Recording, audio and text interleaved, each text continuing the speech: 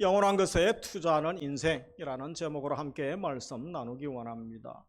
여러분, 우리 성도님들은 누구에게서 연락을 자주 받으십니까? 제게 요즘 상담이라고 할까요? 자주 연락이 오는 곳이 있습니다.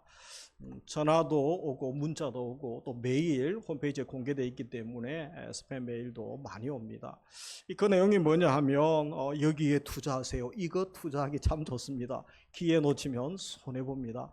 이런 연락이나 또 문자가 자주 오기도 합니다. 여러분들은 어떻습니까? 최근 뉴스를 보니까 강남 집값 연속 상승이 다시 서민들을 긴장하게 만든다고 합니다. 4년 전에 우리나라가 또 부동산 급상승인가요? 그래서 또 악몽에 시달렸던 적이 있죠. 소위 영끌 B2 이런 용어들이 그때 나오기 시작했습니다. 큰 돈을 빌려서 이 부동산과 주식을 사는 그런 열풍들이 있었죠. 그래서 영끌이라고 하면 이제 영혼까지 젊은이들 2030 세대가 끌어모았다. B2 빚 내어서 큰 빚 내어서 또 투자하는 그런 것까지 신조어가 생기기도 했습니다. 투자의 귀재 워런 버핏과 식사를 한번 하는데, 물론 이제 기부 행사에 2022년도에 7명이 식사를 하는데 점심 식사 한 끼가 얼마였냐 하면 246억에 낙찰이 되어서 세기의 화제를 또 모았던 적이 있습니다. 우리나라 사람들뿐 아니라 전 세계 사람들은 이 투자에 관심이 많습니다. 나는 무엇에 투자하고 있습니까? 또 어디에 투자하고 싶습니까? 나 자신을 위하여, 우리 가정, 자녀를 위하여, 또 자녀 양육이 대단히 중요하죠. 방학 되면 특별 과외를 하든지, 또 해외 연수를 보내든지, 수백에서 수천만 원이 들어도 빚을 내어서라도 자녀라면, 교육이라면 잘 될 수만 있다면 아깝지 않는 부모들이 얼마나 많겠습니까? 요즘은 또 자신이 중요하죠. 노후 투자를 위하여 그렇게 노후 대책을 세우는 분들도 있습니다. 그런데 우리가 한번 생각해 봐야 될 것은 정말 중요한 투자, 최고의 투자는 사람들이 관심이 없고 또 무시하고 있다는 것입니다. 그래서 오늘 이 예배에 잘 오셨습니다. 여러분들은 평생 수지 맞는 오늘 또 삶을 살 수 있도록 제가 지혜의 말씀을 또 하나님께서 들려주시기를 원합니다. 값진 삶이 어떤 삶이라고 생각하십니까? 세계 선교 역사를 보면 20, 30대의 그들의 인생 정말 즐겁게 살고 여행도 가고 쾌락을 즐기고 마음껏 살고 싶지만 그러나 참 의미 있는 삶을 살았던 많은 젊은이들이 있었습니다. 우리나라에 온 선교사님들도 그렇죠. 그래서 양아진 외국인 선교사 묘지에 가면 전 세계의 13개국에서 온 517명의 선교사님들의 묘비가 있습니다. 토마스 선교사는 27세 때에 순교를 당했죠. 그리고 언더우드는 26세 때 입국해서 그것뿐 아니라 4대를 걸쳐 대대자손 대대로 이 땅을 사랑하고 순교했던 가문이었습니다. 그리고 아펜젤러도 27세 때 한국에 들어오죠. 알렌, 헤론, 헐버터, 1000개의 생명에서도 다 조선인에게 주고 싶다는 캔드릭 선교사 다 20대, 30대 초반이었습니다. 그런데 이들의 삶을 선진국에서 잘 먹고 잘 살고 신분이 그렇게 나쁜 것도 힘든 것도 아니었습니다. 그러나 미개하고 복음이 알려지지 않고 아직 안전이 보장되지 않는 이 조선 땅에 들어온다는 것은 순교를 각오하지 않고는 들어올 수 없는 것이죠. 세상 사람들은 젊은 나이에 쓸데없는 짓을 했구나, 무모한 삶을 살았구나, 그렇게 생각하거나 그들의 삶을 평가절하하기도 합니다. 젊은 나이에 피어보지 못한 정말 무모한 죽음일까요? 하나님과 우리가 신앙인들은 그렇게 보지 않는 것입니다. 그들이 이 땅에 들어와 복음을 전하였기 때문에 우리가 복음을 받아들이게 되고, 지금 한국 교회가 그 선교사들의, 순교자들의 그 피 위에 바로 교회가 세워지고 지금까지 오게 된 것은 잊지 말아야 되는 것입니다. 우리나라뿐 아니라 에콰도르 와우다니 지역에 전 선교를 했던 짐 엘리엇 선교사, 와우다니 전사들에게 창과 도끼에 순교를 당하도 29세 나이입니다. 우리 청년들 20세, 요즘 30대 한참 꽃필 나이고 뭐든지 하고 싶고 또 할 수 있는 그런 나이 아닙니까? 그리고 많은 선교사님들과 사역자들에게 강력한 영향을 끼쳤던 이 짧지만 굵게 사역했던 인디안 원주민 지역 선교사가 있었죠. 데이빗 브레이너드 선교사님이죠. 29세 때 결핵으로, 그 당시엔 결핵은 불치병이었죠. 그래서 결핵으로 순교를 당하게 됩니다. 이들의 삶이 의미 없는 삶일까요? 저는 양화진의 선교사님들 묘지와 또 용인 총신대학원 우리 예장 합동 쪽에 보면 이제 신대원이 있죠. 그 바로 옆에 우리 청소년들도 이번에 수련회를 갔습니다만 순교자 기념관이 있습니다. 꼭 휴가 때 용인이나 강릉 가시는 분들은 한 번씩 들러보시기 바랍니다. 저는 수십 번을 갔습니다만 갈 때마다 많은 것을 깨닫게 하고 어떻게 살아야 되는가, 무엇을 남겨야 되는가 겸허히 또 우리 삶을 돌아보게 하는 시간을 가지게 됩니다. 짧은 인생길, 한 번뿐인 인생 속히 지나갑니다. 무엇을 위하여 살아오셨습니까? 어떤 삶을 살고 있습니까? 앞으로 어떤 평가를 받기 원합니까? 그래서 나의 묘비에는 어떤 문구가 쓰여지기를 원합니까? 그것이 아니더라도 장례식장을 한번 상상해 보시기 바랍니다. 우리가 100세, 200세 사실 분이 많지는 않으시죠. 그래서 나의 장례식장에 나의 가족과 나의 친지들, 나의 지인들이 오게 될 것입니다. 그들이 나를 어떻게 평가할 것인가? 더 살아서 더 귀한 일 하실 수 있는데 너무 일찍 돌아가셨다. 이런 평가를 내리겠습니까? 정말 존경하는 참 그리운 분이시다. 아니면 벌써 죽었어야 되는데 이제 죽는다고 이런 말을 또 하지는 않겠습니까? 우리의 삶을 돌아보고 미래의 삶을 한 번 더 우리가 결단해야 되는 것이죠. 오늘 본문의 말씀을 보면 이사야 58장의 말씀은 하나님께서 이스라엘이 불순종하고 회개하지 않으므로 결국 심판하시죠. 그래서 북이스라엘과 남유다가 이제 아수르와 바벨론에 의해서 망하게 됩니다. 징계는 하시지만 그러나 징계로 끝나지 않는다는 거죠. 하나님이 돌이키시고 회복시켜 주시는 사건이 있습니다. 그래서 회복에 대한 소망을 주시는데 그것이 바로 58장에도 계속 연결되어져 있습니다.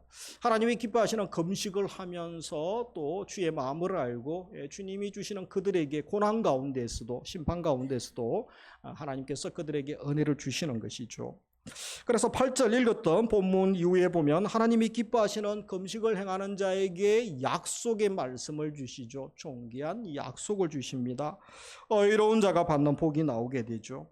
죽게 돌아오는 인생, 어떤 삶을 살았던 지금 돌아오기를 결정한다면 하나님이 기뻐하시고 다시 회복과 영광의 소망을 주시는 것입니다. 그래서 첫 번째로 주님은 회복의 은총을 준비하고 계십니다. 우리 읽었던 8절에 보면 내 빛이 아침같이 비칠 것이고 하나님의 은총을 내려주시겠다는 것이죠. 내 치료가 급속할 것이며 천인 치유죠. 그리고 여호와의 영광이 내 뒤에 호위하리니 하나님의 엄이 보호하심의 복이 있습니다. 그러면서 9절에 보면 내가 부를 때 나 여호와가 응답하겠고 응답하시는 하나님, 하나님의 사랑과 자녀를 향한 하나님의 관심이죠. 그러면서 12절에 무엇이라고 합니까? 우리 같이 읽습니다. 내게서 날 자들이 오래 황폐된 곳들을 다시 세울 것이며 너는 역대 파괴된 기초를 쌓으리니 너를 이끌어 무너진 데를 보수하는 자라 할 것이며 길을 수축하여 거할 곳이 되기는 하는 자가 하리라. 그래서 여기에 보면 폐허로 남아있던 예루살렘과 유다성을 다시 재건해 주실 것이다. 예루살렘이 재건될 때에 건물만 성만 재건되는 것이 아니고 후손들에게 명예로운 이름을 주시겠다라고 말씀하고 있는 것을 보게 되어집니다. 그러면서 12절에 보면 무너진 데를 보수하는 자, 우리가 건축 용어죠. 건축 토목 용어가 등장하죠. 성벽이 무너져 있죠. 성전을 다시 세우고 또 성을 다시 만들고 무너진 성벽도 다시 재건하는 것이죠. 길을 수축하여 거할 곳이 되게 하는 자, 이 폐허가 된 예루살렘, 바벨론이 초토화시켜버리죠. 돌 위에 돌 하나 남지 않도록 예레미야에 가서 보면 눈물이 없이는 읽을 수 없는 것이죠. 그래서 거리들이 다시 복구되어집니다. 길이 새로 생기는 거죠. 길을 닦아야 사람도 다니고 차도 다니고 이렇게 또 상업 교통이 발달하게 되는 것이죠. 다시 정착하게 되는 것입니다. 이것은 이미 바벨론에서 1차, 2차, 3차 또 귀환한 백성들에 의해서 성과 성전, 길들이 닦이면서 말씀이 성취되어졌습니다. 그러면 다시 오랜 황폐된 곳들을 다시 세운다는 말씀, 그리고 무너진 데를 다시 보수한다는 이 말씀의 의미를 한 번 더 우리가 생각해 보기 원합니다. 이것은 단순히 우리 물리적인 어떤 건물, 성벽을 이렇게 재건하고 또 세우는 그런 의미를 뛰어넘는다는 것이죠.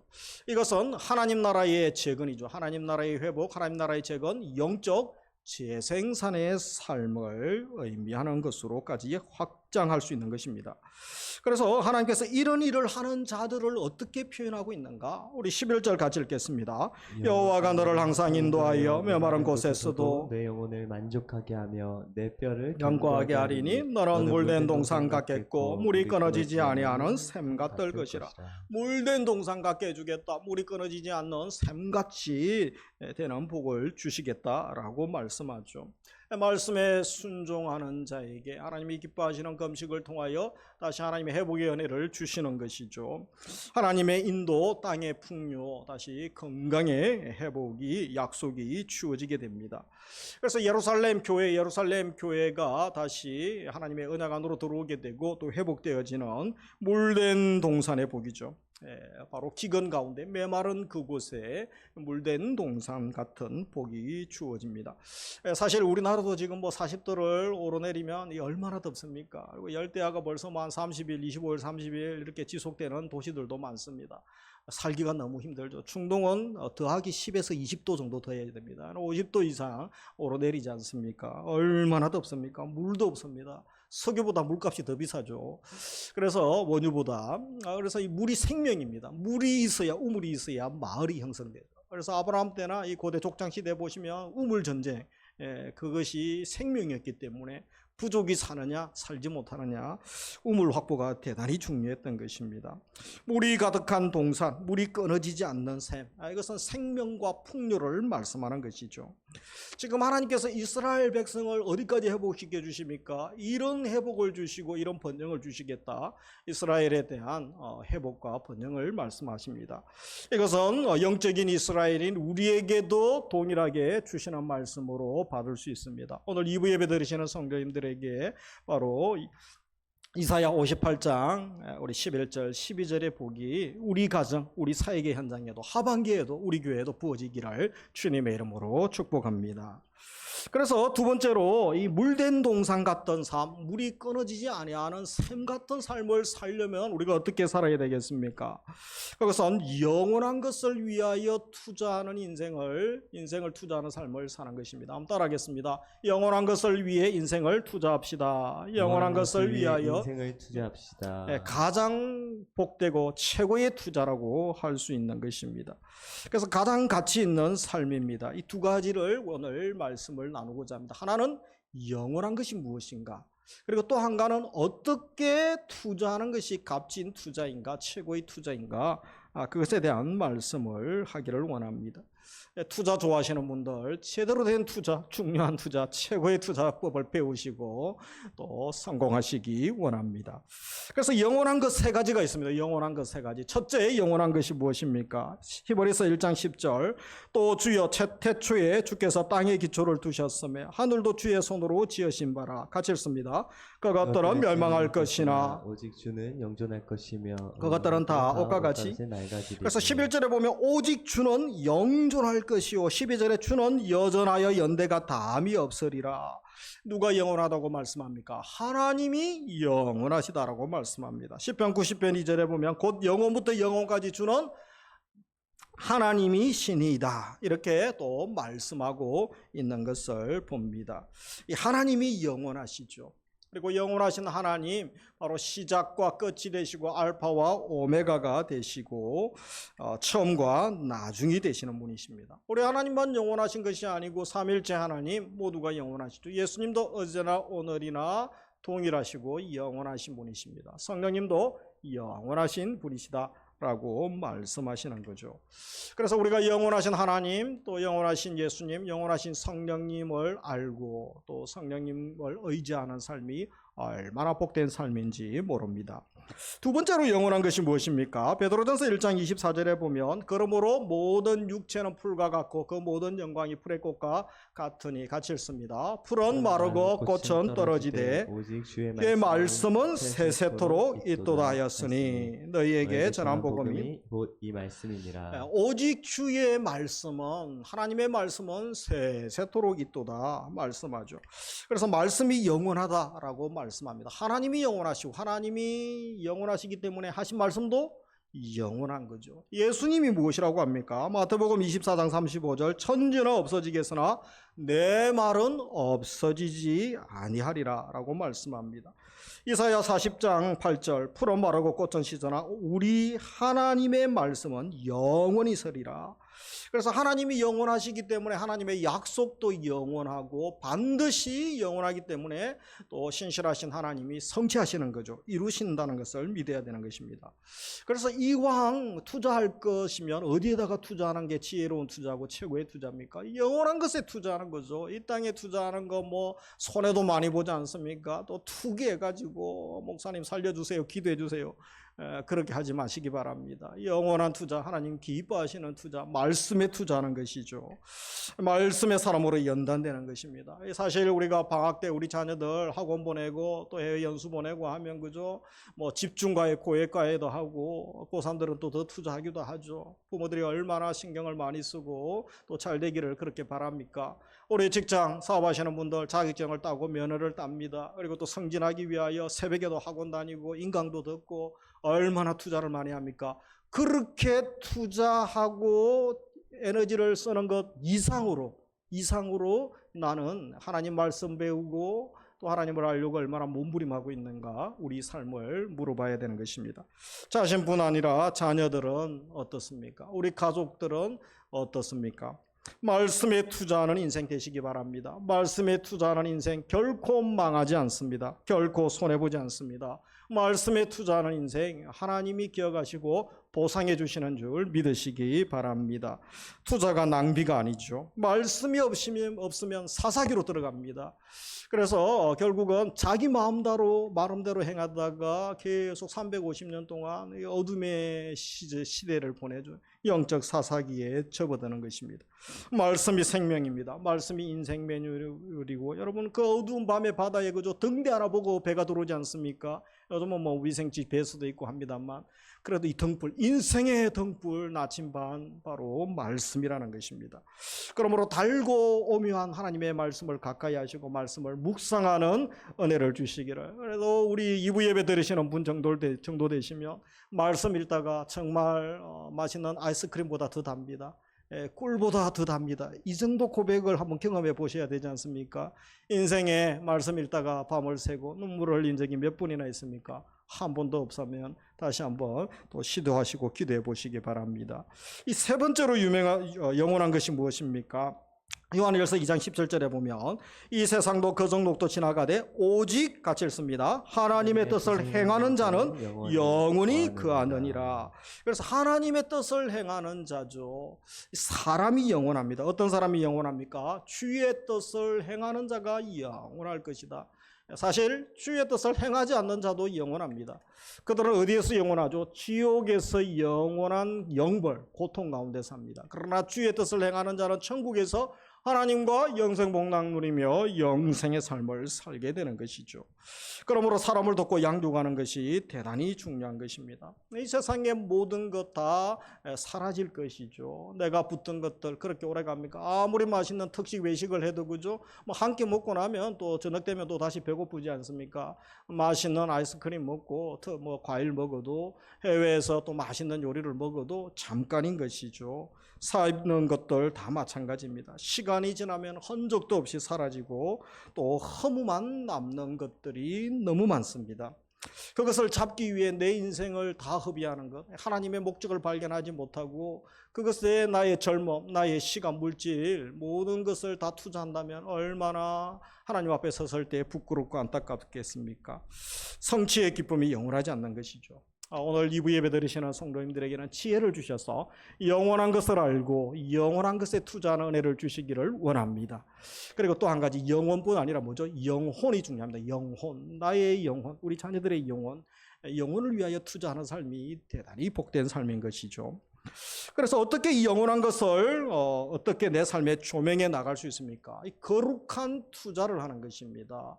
영원한 것에 투자하는 인생, 주님이 너무 기뻐하시고 그런 젊은이들, 그런 자녀들, 그런 우리 성도님들을 찾고 계신 것입니다.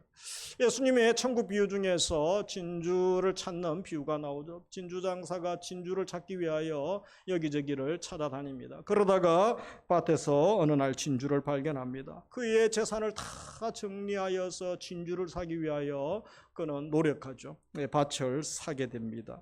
전부를 팔았는데 아까워하지 않습니다. 기쁨으로 그는 투자하게 됩니다. 천국이 그런 것이죠. 천국이 밭에 감추인 보화와 같다. 그래서 이 진주와 같은 거죠. 사람들 눈에 잘 드러나지 않습니다.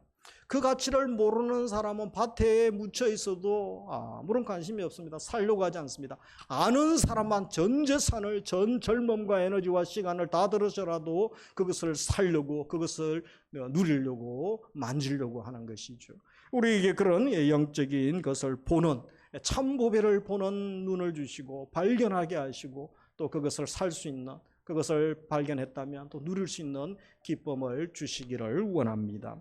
그래서 마지막으로 영원한 것을 위하여 투자하는 삶, 어떤 삶을 살 수 있겠습니까? 세 가지 말씀을 기억하면서 하반기를 시작하는 우리 자녀, 우리 가정들, 오늘 이곳 오시는 우리 성도님들도 기도 제목으로 삼기를 원합니다. 그래서 이 어디에 투자하는 인생이 복된 투자입니까? 남는 투자이겠습니까? 어떤 분들은 로또에 투자하세요, 코인에 투자하세요, 문자 메일 스팸도 많이 옵니다. 그런 것이 아닙니다. 첫째로 같이 읽습니다. 영원하신 주님을 알기 위하여 투자합시다. 역대상 28장 다윗이 아들에게 주는 유언이죠.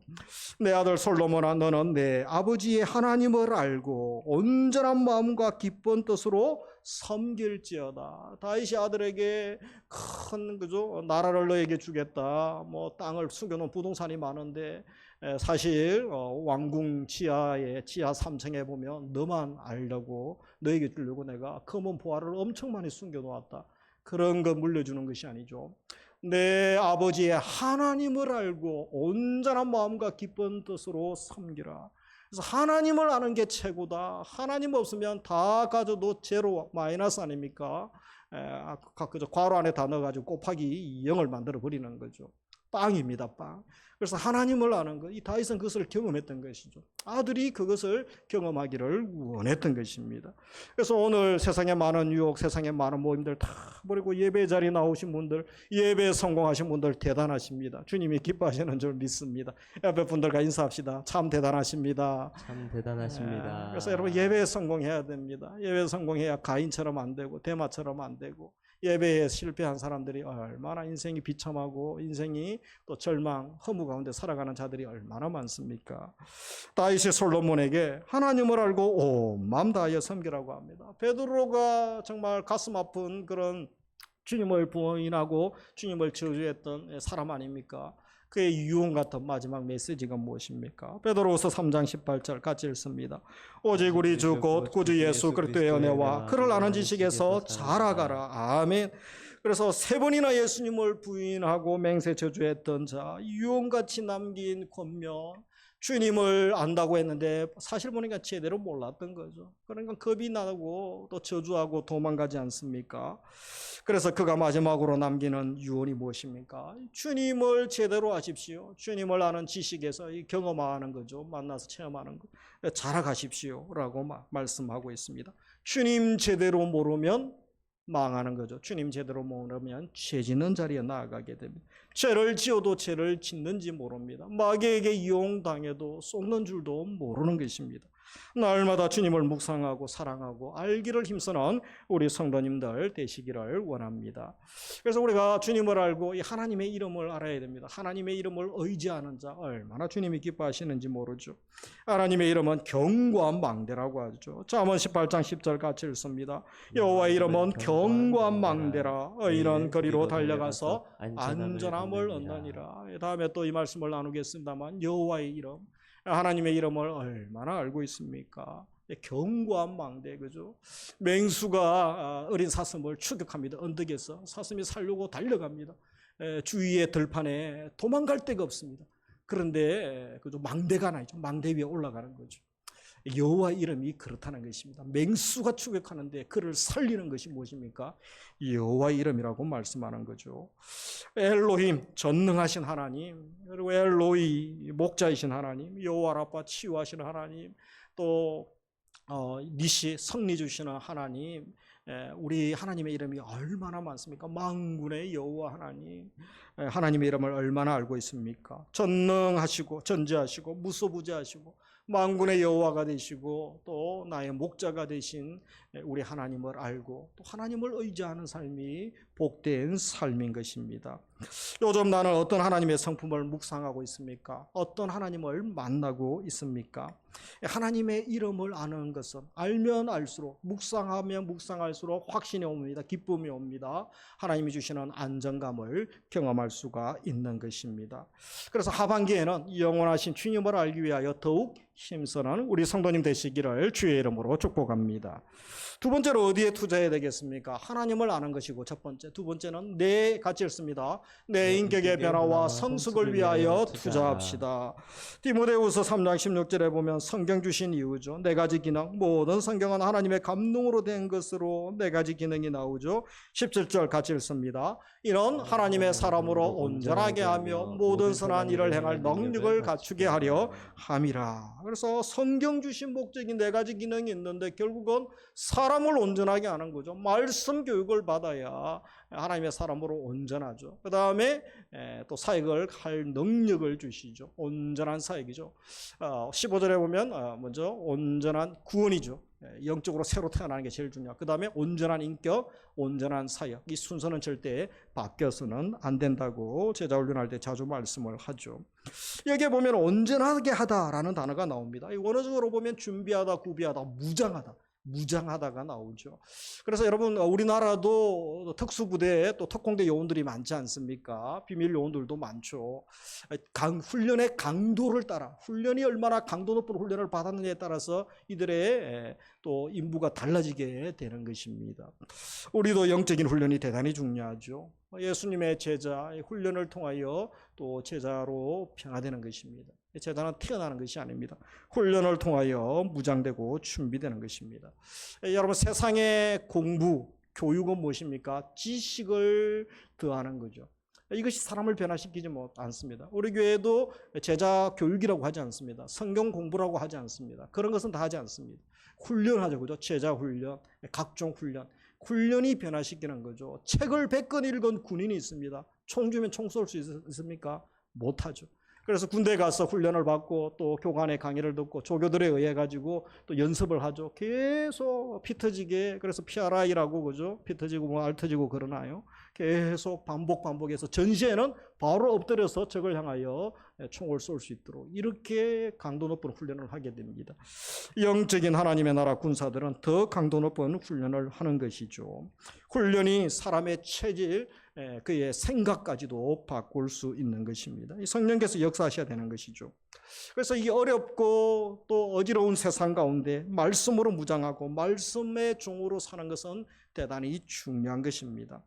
무엇보다 이 내면의 아름다움, 성령의 열매는 내면의 변화죠. 내면의 변화, 초자연적인 역사도 있습니다만 여러분 대다수는 절대다수 거의 다는 내면의 변화죠. 인격의 변화가 안 되어서 한국 교회가 이렇게 추락하고 성도들이 빛과 소금의 또 능력을 상실하고 있지 않습니까? 다시 회복해야 됩니다. 하반기에는 우리 자신, 우리 자녀들, 우리 교회 또 한국 교회가 다시 예수님 닮아가고 우리의 삶이 인격이 변화되는 그런 거룩한 열망을 품는 은혜를 주시기를 주님의 이름으로 축복합니다. 계속 도전을 하는 이유가 무엇입니까? 다음 주 제자훈련 졸업이 개강 예배가 있는 것이죠. 그래서 저도 제자훈련 사역 주님이 목숨 걸고 너무나 소중히 여기셨던 것, 아무리 힘들어도 이 사역을 감당하고 또 도전하는 것이죠. 기도 제목으로 삼아주시면 감사하겠습니다. 마지막 어디에 투자합니까? 같이 읽습니다. 말씀으로 이웃을 섬기기 위하여 투자합니다. 마태복음 28장 19절 이하 예수님의 마지막 지상명령 유언이죠. 그래서 너희가 가서 모든 민족으로 제자를 삼으라. 여기에 주동사는 제자 삼는 거죠. 최우선입니다. 제자 삼기 위하여 교회 관리는 뭐죠? 가르쳐 지키게 하는 거죠. 제대로 가르치고 제대로 또 바르게 가르쳐야 됩니다. 그래서 또 한 가지는 이 삶의 현장에서 하나님의 백성들이 말씀을 지키는 거죠. 지키고 또 다른 제자 삼는 일들이 일어나게 하는 것입니다. 이 오점 시대 교회를 우습게 여기고 이 성도를 무시하는 풍토 가운데 어떻게 우리가 이웃을 섬기고 제자 삼는 일들을 감당할 수 있겠습니까? 그것은 로마서 12장 1절에 보면 그러므로 형제들아 내가 하나님의 모든 자비하심으로 너희를 권하노니 같이 읽습니다. 너희 몸을 하나님이 기뻐하시는 거룩한 산제물로 드리라. 이는 너희가 드릴 영적 예배니라. 이제는 삶의 자리에서 변화의 모습, 관계 가운데 변화의 모습을 보여줘야 됩니다. 말만 하는 시대는 지나갔습니다. 삶으로 보여줘야 됩니다. 물론 길거리에서 역에서 대중이 많이 모인 곳에서 우리가 전도도 하죠. 그러나 이 시대의 전도는 이제 관계 전도 시대죠. 삶으로 보여주지 않으면 사람들이 반응하지 않습니다. 감동을 받아야 마음이 열리고 입이 열리고 또 영적인 세계에 관심을 가지게 되는 것이죠. 그래서 복음의 능력이 나를 변화시킨 모습, 그것이 가정에서 보여져야 됩니다. 배우자에게, 부모, 또 형제들에게, 자녀들에게 보여지고 집안에 보여지고 직장, 일터, 사업장에 보여지고 이웃에게 보여질 때에 사람들은 감동하게 되고 관심을 가지고 묻게 되는 것입니다. 8월 마지막 주 새세명 축제 우리 앞두고 태신자 작정 1차를 하게 되죠. 10월 첫째 주에 이제 새세명 축제 우리가 송구 영신 예배 때 작정했죠. 1년 동안 기도한 분들 또 우리가 전도하고 한 번 더 모시는 시간들을 가지는 것입니다. 세상의 방식은 무엇입니까? 군림하고 통치하고 억압하고 또 수단과 방법 가리지 않고 자기 것을 추구하려고 합니다. 세상의 방식이죠. 그러나 하나님 나라의 방식, 예수님의 방식은 무엇입니까? 섬기고 화합하고 연합하고 평화를 추구하는 것이죠. 어리석어 보이지만 반드시 승리하는 것이죠. 그것만 주님께서 또 평가하시게 됨을 기억을 해야 됩니다. 위로는 하나님을 경외함으로 사랑하고 예배 삶을 살기 원합니다. 우리 이웃을 향하여는 희생과 섬김과 사랑을 통하여 이웃 사랑, 하나님의 사랑이 흘러가기를 원합니다. 우리가 라우디게아 교회인들에게 주님이 주셨던 계시록에 있는 그 경고의 말씀을 기억하기 원합니다. 열정이 식어버리고 이 화석화되어져 가는 현대 교인들, 우리들에게 주시는 말씀으로 볼 수가 있는 거죠. 무엇입니까? 계시록 3장 19절 같이 읽습니다. 물론 내가 사랑하는 자를 책망하여 징계하노니 그러므로 내가 열심을 내라 회개하라. 그래서 여러분 징계합니다. 책망하고 징계하죠. 라우디게아는 그 지역에서 제일 잘 살았습니다. 부유한 도시 아닙니까? 이 시대의 유럽 사회, 미주 또 서구 사회도 그렇죠. 우리나라도 잘 사는 나라가 됐습니다. 그런데 신앙은 마이너스죠. 점점 다운됩니다. 책망하여 징계하노니 다시 열심을 내라 회개하라. 에베소 교회는 첫사랑을 회복하지 않으면 촛대를 옮겨버리겠다, 교회를 없애버리겠다는 경고의 말씀을 하시기도 했습니다. 그래서 우리가 게으름과 싸워야 됩니다. 이 코로나 이후에 얼마나 나태해졌는지 모릅니다. 이 나태함, 게으름과 싸워야 됩니다. 존 파이프 목사님이 7가지 죄악에 대한 언급을 했죠. 이전에도 한번 언급했죠. 그래서 이 5번째가 뭡니까? 게으름입니다. 게으름. 우리나라에도 김담중 목사님이 적은 게으름이란 책이 또 베스트셀러였죠. 근데 최근에 다시 게으름, 하도 교인들이 게을러가지고 다시 게으름이라는 책을 또 기록을 하셨습니다. 어떤 내용입니까? 이 모든 게으름 뒤에는 자기 정욕을 따라 살고자 하는 강력한 욕망이 있습니다. 그래서 나 본성입니다. 게으른 게 천성이고 본성이 아닙니다. 이 강력한 어둠의 욕망을 내가 선택을 하고 내가 그것을 따라가는 거죠. 본인도 어릴 때 많이 게을렀습니다.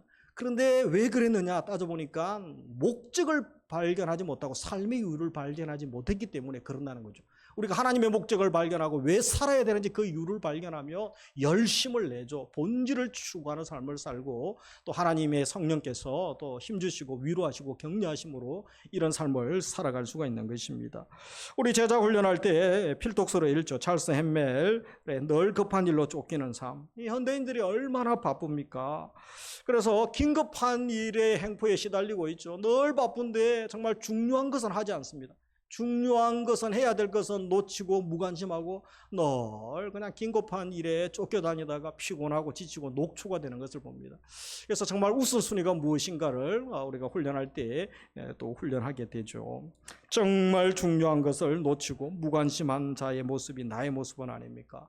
그래서 우리가 누가 훈련을 받아야 됩니까? 예수님이 모든 세대를 향하여 모든 자녀들에게 또 훈련에 대한 제자의 삶에 대한 명령을 하셨습니다. 우리 모두가 받아야 됩니다. 나는 날마다 성령님과 또 음성을 듣고 교제하고 있습니까? 큐티하고 있습니까? 큐티하지 않는 분들 혼자 하기가 어렵습니다. 훈련을 통하여 저희들이 도와줄 수 있습니다. 그리고 예수님을 나의 왕으로 나의 구주로 로더십이라고 하죠. 그것을 인정하고 있습니까? 그리고 사티의 헌신을 얘기하죠. 로더십을 주님이 나의 주인임을 인정하는 자만이 시간의 헌신, 물질의 헌신, 또 우리 은사의 헌신, 전 삶의 헌신, 사티의 헌신으로 나아갑니다. 그것이 무관심하고 그 삶이 이루어지지 않습니까? 당연히 훈련을 받아야 되는 것이죠. 혹시 훈련을 이전에 받았는데 부정적으로 이야기하고 부정전도사 훈련 받지 마라 힘들다 아유 불쌍한 녀석 이렇게 말하고 있지 않습니까? 그런 분들은 훈련을 실패한 것입니다. 다시 받으시기 바랍니다. 훈련 받은 지 10년이 지났는데 이제 화석화되고 무미건조한 삶을 살고 있지 않습니까? 다시 훈련을 받아야 됩니다. 오늘 제가 점심 식사 후에 모세에 모인 엘림실에 갈 겁니다. 우리 실버 어르신들도 남성들도 다시 훈련에 도전하시고 찬양대 양육반 안 받으신 분 다 받으셨죠. 훈련 받으시고 훈련 받다가 사역반 못 받으신 분들 또 사역반 받도록 또 하나님께서 각자에게 동기부여해 주시기 원합니다. 그래서 이것은 너무나 중요한 거죠. 마지막 시대에 그저 그렇게 살고 하나님 앞에 섰을 때 너는 내가 너에게 준 시간, 물질, 은사 많은 것 주었는데 무엇하다가 살아왔느냐. 저를 위하여 열심히 살다 왔습니다. 책망만 듣다가 가겠습니까? 정말 주님이 칭찬하시고 인정받는 삶, 짧게 살아도 또 앞으로 남은 시간 얼마 살지 모릅니다. 정말 주님이 기뻐하시는 인정하시는 삶, 주님이 격려하시고 또 사랑하시고 품어주시는 우리가 그 삶을 기대하며 나아가야 되지 않겠습니까? 그래서 말씀을 맺습니다. 우리 교회가 이런 교회 되기 원하면서 우리 같이 읽습니다. 영원하신 주님을 알기 위하여 투자하는 교회 되기 원합니다. 두 번째, 내 인격의 변화와 성숙을 위하여 투자하는 교회 되기 원합니다. 마지막, 말씀으로 이웃을 섬기며 하나님의 사랑을 흘러보내는 축복의 통로로 사시기 원합니다. 이런 삶 사시는 은혜 주시기를 주의 이름으로 축복합니다. 우리 찬양하겠습니다.